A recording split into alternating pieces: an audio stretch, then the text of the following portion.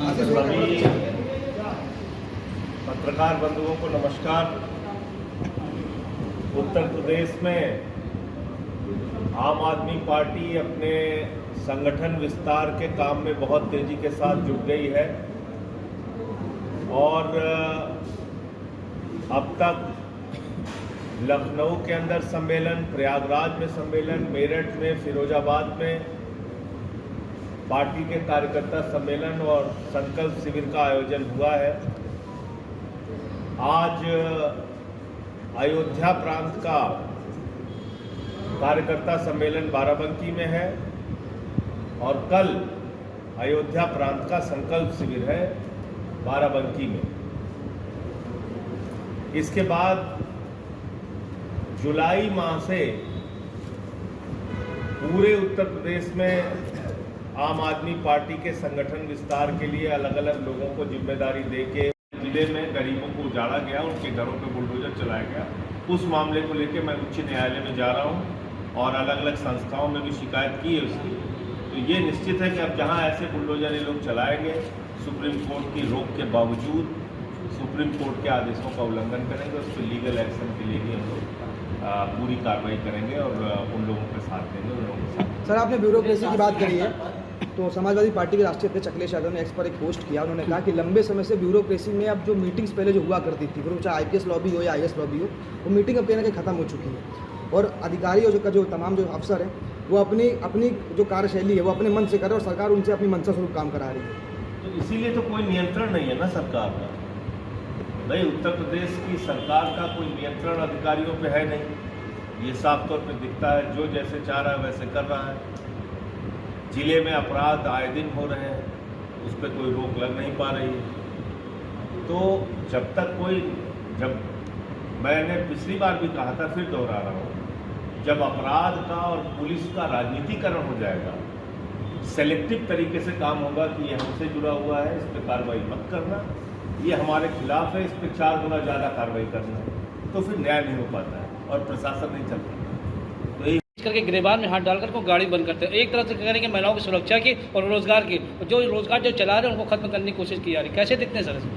देखिए, ऐसा है कि बीजेपी मतलब बर्बादी है।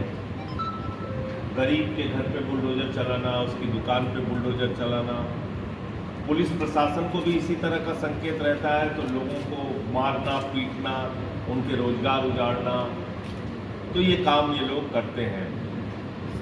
रहा सवाल ऐसी घटनाओं पे हमारी भूमिका क्या है, तो ठीक है, मीडिया के तौर पे आपकी भूमिका है, आप ऐसी खबरों को दिखाते हैं, लेकिन ऐसे मामलों में हम लोगों को कोर्ट तक इन पुलिस वालों के खिलाफ जो ऐसी कार्रवाई करते हैं उनके खिलाफ जाना चाहिए। जिस घटना का आपने जिक्र किया है उसके बारे में पता करके, और इसमें हम लोग देखेंगे कि गोरखपुर की मॉडल चाय वाली है और गोरखपुर भी रह चुकी है। हाँ, तो हम इसमें क्या आगे कर सकते हैं उस पर जरूर कार्रवाई करेंगे। और दूसरी बात यह है कि जहाँ जहाँ ये पूरे प्रदेश में बुलडोजर चला रहे हैं, ये सुप्रीम कोर्ट के आदेश का खुला उल्लंघन है। तो अब मैं यहाँ के अधिकारियों को बहुत साफ तौर पे कहना चाहता हूँ कि अगर आप ये हिटलर शाही का बुलडोजर चलाते रहेंगे घूम घूम के, तो ठीक है, सरकारें तो आती जाती रहती हैं, कभी बीजेपी की है, कभी कोई और रहेगी, लेकिन एक बात आप निश्चित जान लीजिए कि आप लोगों के खिलाफ लीगल एक्शन के लिए चाहे हमें कोर्ट में जाना पड़ेगा, हम कोर्ट में भी जाएंगे। और सुल्तानपुर के मामले में मैं कोर्ट में जा रहा हूँ, इसमें 10 करोड़ रुपए निकाल लिया गया, और ये पूरे उत्तर प्रदेश में कितने बड़े पैमाने पे हुआ होगा आप इसका अंदाजा लगा सकते हैं। और तीसरा और सबसे गंभीर विषय जो सामने आया है, वो उत्तर प्रदेश की सरकार के ऊपर बहुत बड़ा सवाल उठाता है कि कुंभ जैसे आयोजन में 37 लोगों की मृत्यु हुई, ऐसा सरकार ने बताया। पूरी तो हो जाने दी।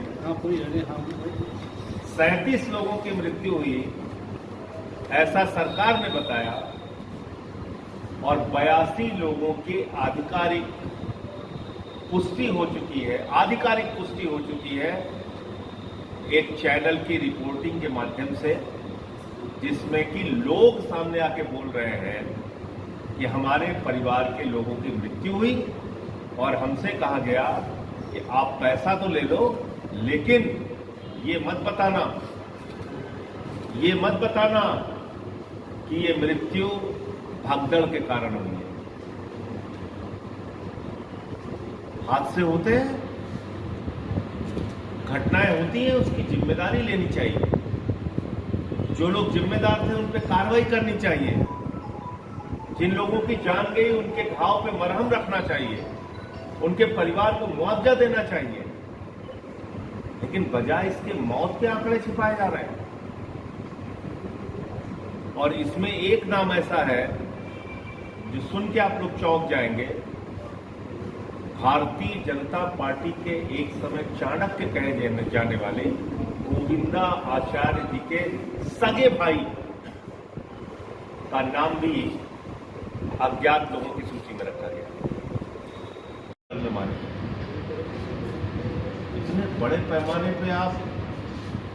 इतने बड़े पैमाने पर संवेदनहीनता का प्रदर्शन करके लोगों के मौत के आंकड़े आप छुपा रहे हैं। शर्म नहीं आती उत्तर प्रदेश सरकार को?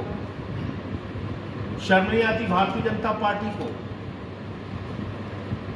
कुंभ के सफल आयोजन का आप पूरे देश में ढिढोरा पीट रहे, पूरे देश के लोगों को आपने आमंत्रित किया और जिन 82 लोगों की जान गई उसकी जिम्मेदारी लेने के लिए सरकार तैयार नहीं। तो ये तीसरा और गंभीर मुद्दा था जो मैंने आपके सामने रखा। आप के कोई प्रश्न हो तो आप। सर, एक मामला अभी मणियाओं का आया है, जो महिला जो है एक होटल चलाती चाय का, और वहाँ पे जो है रात में जो है पुलिस वाले जाते हैं और उसको बेरहमी से मार करके गाड़ी बंद कर, खासकर जो है महिला पुलिस वाले नहीं होते हैं इस पर। और 39 अस्पतालों में घपला किया गया, घोटाला किया गया। अब इसमें FIR भी दर्ज हुई हजरतगंज थाने में। क्या है ये पूरा मामला? 6239 लोगों के नाम, उनके कार्ड, उनकी बीमारी का जिक्र करके 39 अस्पतालों में पैसा ट्रांसफर करके 10 करोड़ का घोटाला कर दिया। यानी मरीज है नहीं, मरीज का इलाज भी नहीं हुआ। देखिए कितना गजब का घोटाला है। मरीज नहीं है, मरीज का इलाज नहीं हुआ और आयुष्मान भारत योजना के तहत 6239 काल्पनिक मरीजों के नाम पे, घोस्ट मरीजों के नाम पे, भूत मरीजों के नाम पे पैसा निकाल लिया। कोई छोटी मोटी धनराशि नहीं। जो अखबारों में खबरें प्रकाशित हुई हैं, 25 से 30 लोगों की मौत, बच्चों की मौत हर महीने हो रही है। 25 से 30 बच्चों की मौत वेंटिलेटर का सपोर्ट न मिलने के कारण हर महीने हो रही है। और इसमें जो बयान है डॉक्टर का, वो बहुत ही हास्यास्पद है।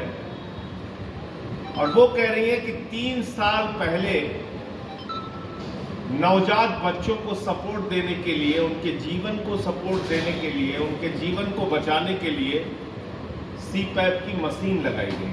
सुनिएगा ध्यान से, संवेदनहीनता की पराकाष्ठा क्या है। और वो CPAP की मशीन चलाने के लिए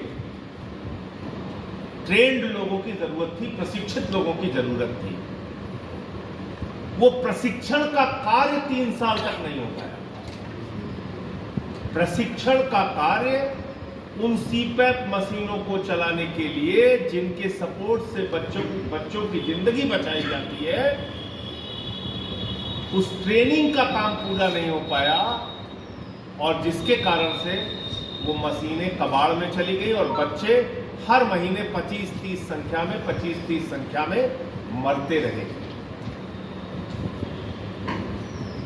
मैं मांग करता हूं, ये एक हत्या का मामला है, छोटे छोटे बच्चों का लापरवाही के कारण की गई हत्या का मामला है।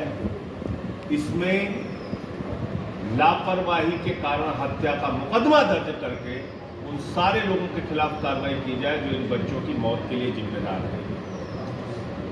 और पिछले साल दिसंबर में भी 40 बच्चे एक महीने के अंदर उनकी मौत हुई। क्या 20 लाख रुपए की मशीन और उसको चलाने वाले ट्रेन कर्मचारी उत्तर प्रदेश की सरकार नहीं दे सकती?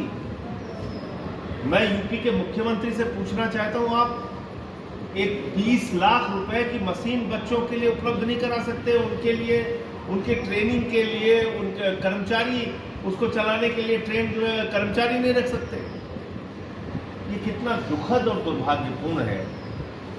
कल मैंने अपने जिले सुल्तानपुर का एक वीडियो डाला था। वहां एक्सरे कागज पे दिया जा रहा है, कागज के ऊपर एक्सरे दिया जा रहा है, प्लेट नहीं है। एक्सरे की रिपोर्ट फिल्म में नहीं मिलती, कागज पे मिलती है। तो ये स्थिति है। और एक और मामला स्वास्थ्य विभाग से, केंद्र सरकार की जो योजना है आयुष्मान भारत, इसमें 10 करोड़ रुपए डका लिया गया, 6,239। तो आपका दिल दहल जाएगा। और ये मामला है बदायूं का। बदायूं के महिला अस्पताल में छोटे छोटे बच्चों के लिए जो गंभीर अवस्था में भर्ती होते हैं, नवजात शिशु पैदा होने के बाद किसी का वजन कम है, किसी का फेफड़ा कमजोर है, तो उनको सीपैप के सपोर्ट से, वेंटिलेटर के सपोर्ट से जिंदा रखा जाता है, उनकी जान बचाई जाती है। लेकिन बहुत दुख के साथ आपको कहना पड़ रहा है कि जिस सरकार के पास, जिस भारतीय जनता पार्टी के पास अपने दोस्तों के ऊपर लुटाने के लिए लाखों करोड़ रुपए है, पूरे देश की संपत्ति अपने दोस्तों पे लुटा सकते हैं, वो भारतीय जनता पार्टी और वो डबल इंजन की सरकार उत्तर प्रदेश में छोटे छोटे नवजात बच्चों को वेंटिलेटर का, सीपैप का सपोर्ट नहीं दे पाए। आदरणीय सांसद जी, आदरणीय दिलीप जी ने शुरुआत में अपनी पूरी बात रखी। जिन 100 साथियों को पार्टी ने चिन्हित किया है, उन सबसे बातचीत की गई है और वो संगठन विस्तार को देने के लिए पूरा 3 महीने का समय उत्तर प्रदेश में देंगे। जिन विधानसभाओं में उनको जिम्मेदारी मिलेगी, उन विधानसभाओं में वो रात विश्राम करेंगे। उन क्षेत्रों के किसानों से, नौजवानों से, व्यापारियों से, मजदूरों से, रेहड़ी पटरी वालों से, व्यापारियों से, समाज के सारे तबकों से मिलकर अपनी बात रखेंगे, उनसे सुझाव भी लेंगे और उन सारे साथियों को इस अभियान में जोड़ने का प्रयास करेंगे। और एक मजबूत संगठन के सहारे उत्तर प्रदेश में जो आने वाले दिनों में पंचायतों के चुनाव है, आम आदमी पार्टी उन सब सीटों पर पूरी मजबूती और ताकत से लड़े। इसलिए इस अभियान को एक मिशन के तौर पर आम आदमी पार्टी लेगी। और ब्लॉक प्रमुखी के चुनाव में भ्रष्टाचार बहुत चरम पे होता है। खुलेआम खरीद फरोख्त होती है जिला पंचायत सदस्यों की, बीडीसी की, और उस चुनाव में करोड़ों रुपए पानी की तरह बहाए जाते हैं। तो इसलिए मैंने अभी पिछली बार भी योगी जी का बयान सुना था, अभी कुछ दिन पहले मैंने फिर देखा कि उत्तर प्रदेश सरकार कह रही है कि हम जिला पंचायत अध्यक्ष के और ब्लॉक प्रमुख के चुनाव डायरेक्ट जनता से कराएंगे। अगर ऐसा काम योगी जी की सरकार करती है और उत्तर प्रदेश की सरकार करती है तो आम आदमी पार्टी उसका स्वागत करेगी। हम चाहते हैं कि पंचायत के चुनाव में भ्रष्टाचार का खात्मा हो और जिला पंचायत अध्यक्ष और ब्लॉक प्रमुख के चुनाव सीधे जनता से कराए जाए, और जो ये बीडीसी और जिला पंचायत के सदस्यों के माध्यम से खरीद फरोख्त होती है ये बंद होनी चाहिए। दो और महत्वपूर्ण विषय है की सीटें हैं इन सीटों पर मजबूती के साथ, संगठन की ताकत के साथ सभी सीटों पर आम आदमी पार्टी चुनाव लड़ सकती है। ये जरूरी है यहाँ पे इंगित करना कि इन सभी सीटों पर आम आदमी पार्टी अच्छी छवि वाले मजबूत लोगों के साथ चुनाव लड़ेगी। पिछड़ों के लिए, दलितों के लिए, अल्पसंख्यकों के लिए, उनके हक की आवाज़ बनने वाले लोग, उनके हित के लिए संघर्ष करने वाले लोग, उनकी न्याय और समानता के हक के लिए संघर्ष करने वाले लोग चिन्हित किए जाएंगे। और ऐसे लोगों के साथ आगामी पंचायत चुनाव में आम आदमी पार्टी चुनाव लड़ेगी और सुनिश्चित करेगी कि जिस बदलाव की आवश्यकता उत्तर प्रदेश को है वो बदलाव आए। मैं आग्रह करूंगा, हमारे साथ सभाजी जी हैं, आप सबको सूचित करना चाहता हूं, उत्तर प्रदेश में आम आदमी पार्टी युद्ध स्तर पे अपने संगठन निर्माण की प्रक्रिया को शुरू करने जा रही है। जैसा कि आम आदमी पार्टी के उत्तर प्रदेश के प्रभारी और हमारे बड़े भाई राज्यसभा सांसद संजय सिंह जी बताया, उत्तर प्रदेश के संगठन से, पूरे प्रदेश से